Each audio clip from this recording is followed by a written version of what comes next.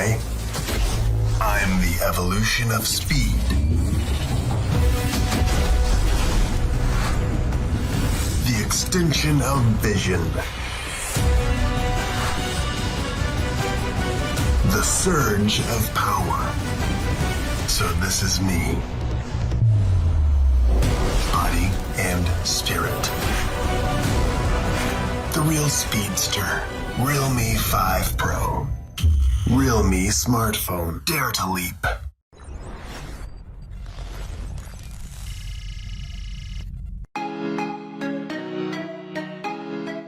नमस्कार दोस्तों, मैं हूं केशव खेरा और आज सैमसंग ने फाइनली भारतीय बाजार में अपना एक नया स्मार्टफोन गैलेक्सी A50s लॉन्च कर दिया है। कंपनी का सैमसंग गैलेक्सी A50 काफी सक्सेसफुल साबित रहा था और काफी लोगों ने उसको पसंद भी किया था और एक अच्छा फोन था in terms of price, in terms of specification.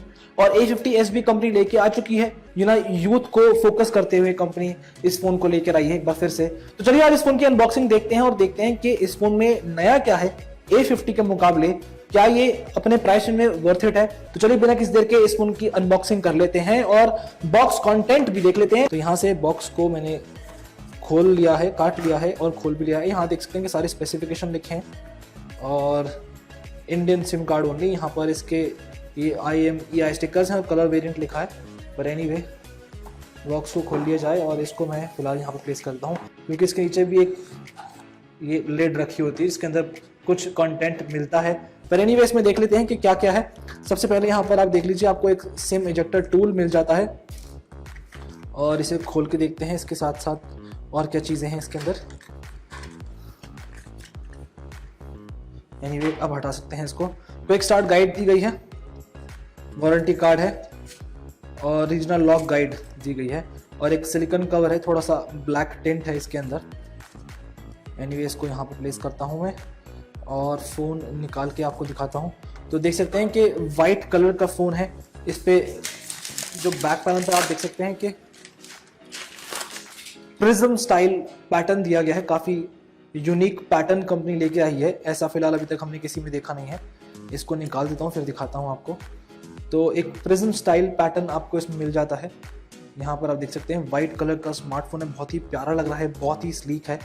पर एनीवे अभी फ़ोन के बारे में बाद में बात करेंगे। इसको ऑन करके मैं आपको इसका ऑन होते हुए टाइम दिखा देता हूँ, कितनी देर लगता है ऑन होने में। और यहाँ पर आपको एक चार्जर मिल जाता है, 15 वॉट की चार्जिंग सपोर्ट मिलती है और आपको एक ईयरफोन्स मिल जाएंगे और एक केबल मिल जाएगी। केबल कौन सी है?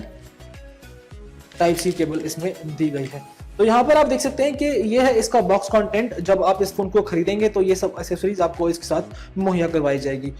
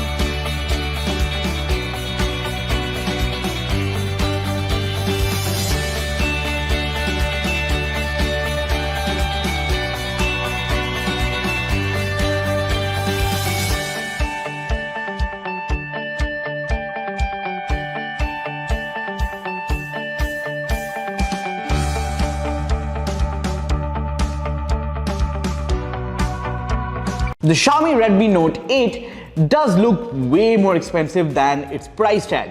But is it also just as functional? Hi, I'm Shubhajit from Digit and that's exactly what we're going to find out in this video today.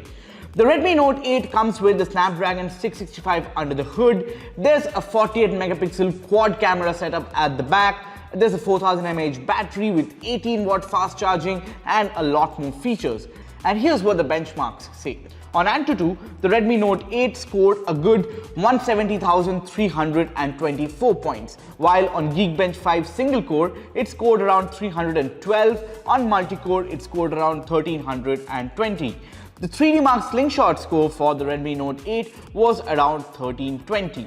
Now, the benchmark numbers reveal that the Redmi Note 8 is indeed one of the fastest smartphones in this segment. The AnTuTu score is one of the highest that we have seen among budget smartphones in 2019, while the Geekbench 5 and the 3D Mark numbers are quite compatible with the best in the budget segment. There are some limitations out here as far as the performance is concerned. The Note 8 is perfectly good for browsing social media, taking a quick photo, reading articles, sending text, making calls, but when it comes to opening heavy apps like Lightroom or even Snapseed for that matter, it does take some time to do all the processing. Google Assistants also take some time to show up, and it takes around 45 to 50 seconds for the phone to completely boot from its power off state. Now, we also tried gaming on the Xiaomi Redmi Note 8. We played a couple of rounds of Call of Duty Mobile and PUBG Mobile and recorded the metrics using this app called Gamebench, which gave us a peek into the kind of FPS the game was running on and the stability it was achieving on this device. Needless to say, the results did look quite impressive. On PUBG Mobile, the Redmi Note 8 only managed to hit high graphics settings with frame rates restricted to 30 frames per second, but it did run at a very smooth 99% stability.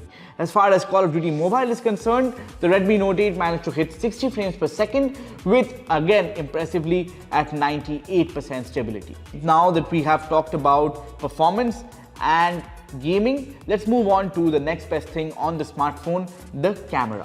The Redmi Note 8 comes with a 48 megapixel quad camera setup. The primary camera here is the 48 megapixel camera. It's a Samsung sensor with Samsung GW1 sensor, and that's combined with another 8 megapixel ultra wide sensor, a 2 megapixel macro lens, and another 2 megapixel depth sensor. We took a photo on an otherwise foggy day in Delhi, and even then the camera managed to capture quite a lot of details in this frame.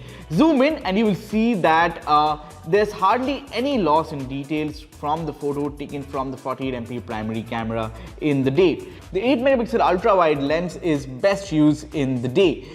It does deliver high sharpness, especially around the center, but as and when the light keeps going down, the performance of the 8MP ultra-wide lens will also degrade. The 2 megapixel depth sensor that is used in tandem with the primary sensor to capture portrait shots, and the Note 8, like most Xiaomi devices, does take really good portrait shots and photos of pets and people and objects with the background blurred.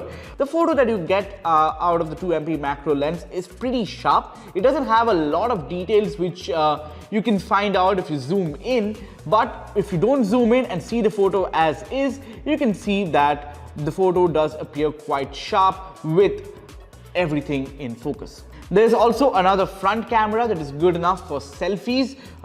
I'm not much of a selfie taker, but if you ask me, I did really like the results from the selfie camera, provided I did turn off the beautification settings in this camera app. The cameras did perform really well, especially in daylight, and we did put the camera to test in an otherwise really tricky day with a lot of fog outside, and even then the camera managed to impress us. So the performance and the camera on the Redmi Note 8 is quite impressive, and that was more or less it about the Redmi Note 8 in this video. We're gonna catch you in another one. Stay tuned.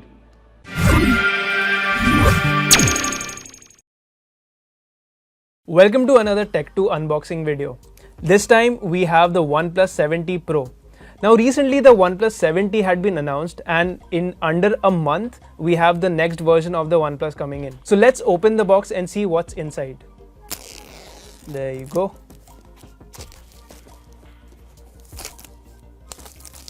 So recently they also changed the packaging with a completely full red box, and this is how this looks. They have a message on the top which says, "This is the OnePlus 7T Pro. It's the culmination of all our design and engineering efforts and crafted for those who, like us, always strive for the very best." So let's open the box. So here's the initial paperwork, all the instruction manuals.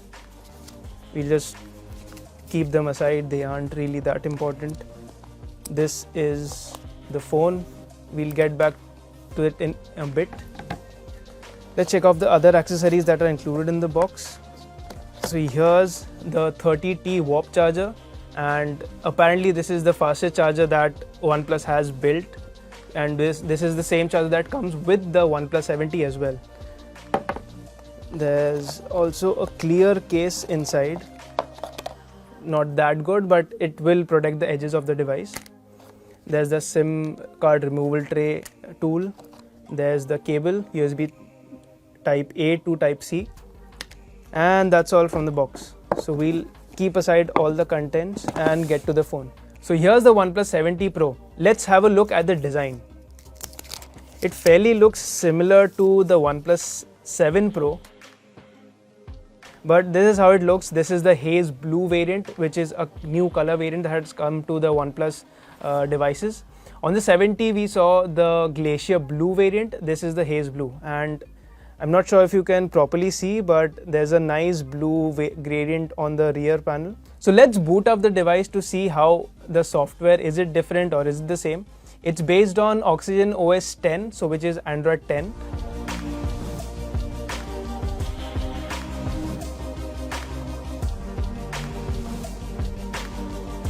So this is the OnePlus 7T Pro.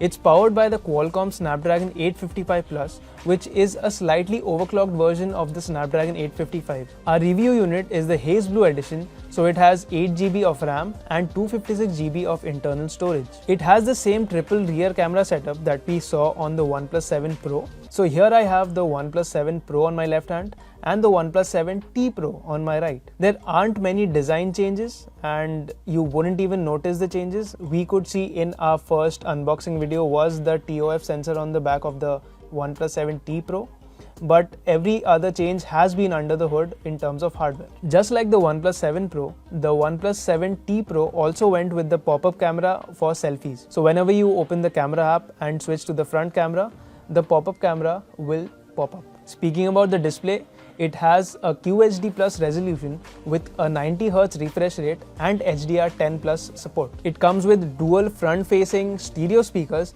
which would get quite loud on the OnePlus 7 Pro, so you're expecting the same thing on the OnePlus 7T Pro as well. For security, you get either the option of using the in-display fingerprint reader or the pop-up camera for face unlock. Coming to the triple rear camera setup, the primary sensor is a Sony IMX586 sensor, which shoots photos at up to 48 megapixel. The secondary sensor is a 16 megapixel ultra-wide lens, which has a field of view of 117 degrees. Finally, the third sensor is a telephoto lens, which has a resolution of 8 megapixel and it can go up to 3x optical zoom. With 3 camera sensors on the rear, there are 2 interesting features that the OnePlus 7T Pro is capable of doing. The first is macro shots, which is also present on the OnePlus 7T. This feature will allow you to take pictures at a distance of even 2.5 centimeters from the object. The other feature is the flexibility to portrait modes. Earlier, you could only take pictures at one focal length for portrait modes, but this time OnePlus is adding the feature to switch between 2 different focal lengths when you are taking portrait shots. So that was the OnePlus 7T Pro. The pricing and availability of the device isn't known yet when we were shooting this video, but when we publish this, we will know when the device will be launching and at what price, and also all the variants, all the storage variants and everything, all the details will be posted. And also after that, we will be obviously testing the device and we will be checking out the camera, especially because the OnePlus 7 Pro earlier had some issues with the camera in portrait mode and different lenses. So we will be comparing the OnePlus 7T Pro with the OnePlus 7 Pro and also the OnePlus 7T, whether they have much of a difference in the camera assembly, since this is slightly different. Thank you for watching this unboxing video.